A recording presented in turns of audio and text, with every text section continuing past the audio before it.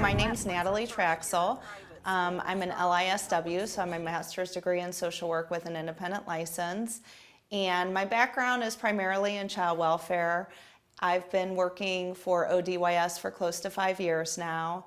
Initially was in the facility for a couple years supervising the social workers, and then I transitioned over to parole because my desire is to be in the community working with families and youth in the community. So today we picked up a young man to take him back into the facility, which he was released from, to take his GED test. While he was testing, we went ahead and visited a few other young men that were in the facility to see how they were doing, how they were progressing in their goals, and just touching base with them to maintain that relationship, to continue to let them know that we're partnering together and working on their success together.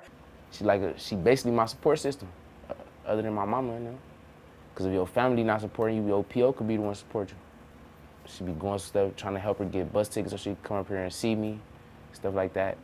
I know she needed a job. I think Ms. Traxel was helping her with that.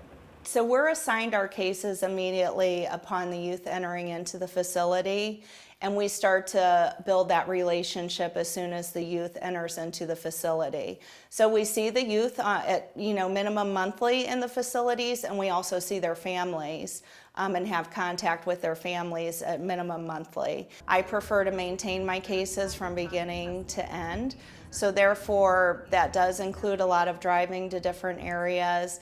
And it can be lonely in the car sometimes, where you're left to your thoughts.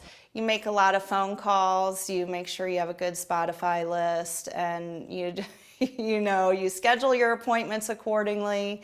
Some days can be exceptionally long because there is a lot of distance to cover, but it's super important to maintain those face-to-face relationships with our kids so they realize that you are a support that's involved with them and that you're consistent with them. All right, we're here for a reentry court review. Reentry court is a program that's offered through Cuyahoga County Juvenile Court as an additional support for our youth. And reentry court hearings are held every month, and depending on what phase your youth is in, depends on the frequency that you attend. So for this particular youth that we're working with today, he's on phase 2 of the program. So he's doing well. When we were at court today, unfortunately, the youth was not able to attend.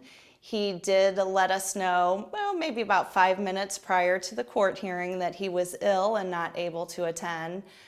But we still went and reported out to the magistrate the progress and any barriers that we're currently facing with this young man. I don't view myself as a correctional professional. I try to view myself as a change agent. And working with these kids, things are a lot different when you're brought up in a home with love and belonging. A lot of our youth, survival has been what they've been brought up under, so decision making is very different. There's a lot of trauma involved with our youth, which rewires the brain.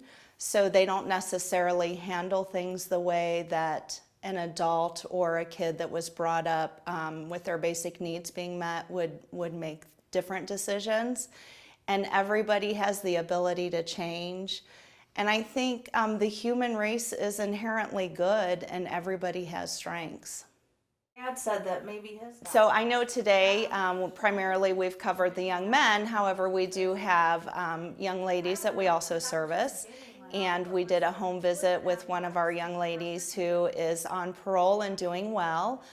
She resides in the home with her father, and she's attending school full-time. She's also working full-time, and she's following through on her rules of parole and doing very, very well currently. She would talk to me, make sure I was okay when I was like going through my phases of just acting up, being bad. She always was like just trying to get me back on track and supported me, and she always knew I would pull through. And I needed that when I was in there, like just for somebody to believe that I would get out of there. All the freaking trouble I gave her and acting up in there, getting write-ups, getting extra time added on, she never gave up on me. When I first got out, she got me enrolled in school. She was driving me all around town so I could get enrolled and get my paperwork filled out and everything. Like I wouldn't have been enrolled in school right now if it wasn't for her because my dad was working so much. She's just a good person. You know, like we were talking today earlier, I was saying find something to do every day that you enjoy doing.